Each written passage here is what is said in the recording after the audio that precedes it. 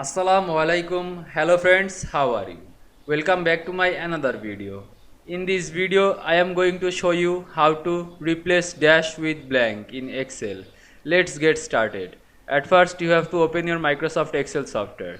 Then open your sheet. Now you can see here are my sheet. Now I replace dash with blank in this sheet. You can see here are a column with dash. Now I select this column, then go to find and select, then go to replace, then I replace dash with space, blank or space, press space on your keyboard, then click find next, then click replace.